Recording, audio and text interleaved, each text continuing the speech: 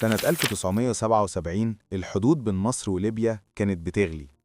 الكلام زاد، المناوشات كترت، والاتنين كانوا واقفين على سطر وبيسيبوا سطر، لحد ما حصل اللي محدش كان يتوقعه.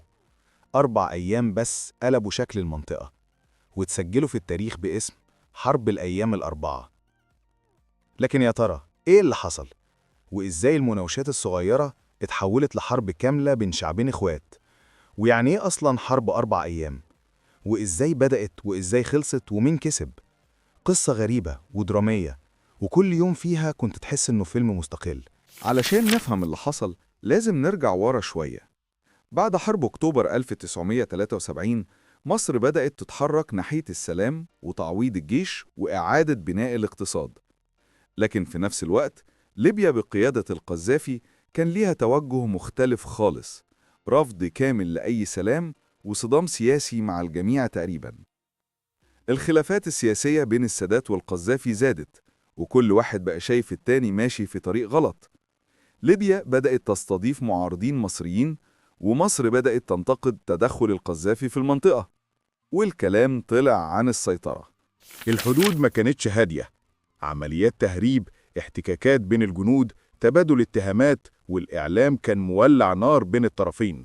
وفي يوم حصلت الشرارة اللي ولدت الحرب. قوات ليبية ضربت نقاط مصرية حدودية، وردت القوات المصرية بإطلاق نار تحذيري، والحدود اتحولت لساحة شد وجذب.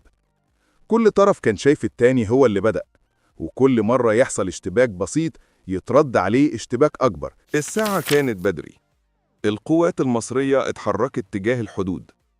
أوامر واضحة: الرد على الاعتداء الليبي وإنهاء حالة الفوضى.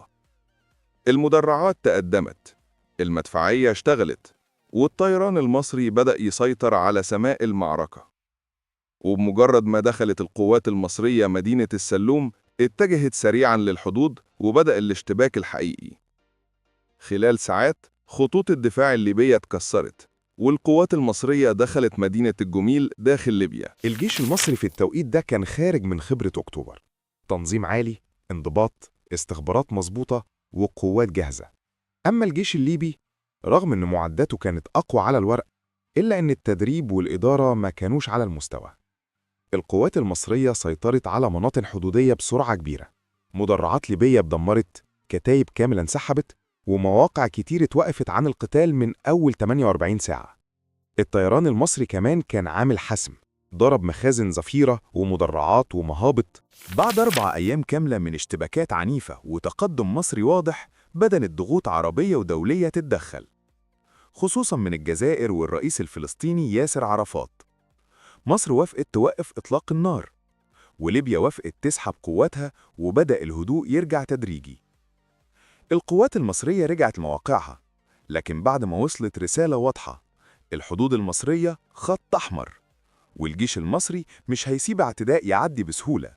الغريب إن علاقتهم بعد الحرب اتقلبت تاني، مرة تهدى مرة تتوتر، لكن الحرب نفسها فضلت علامة مهمة في تاريخ البلدين.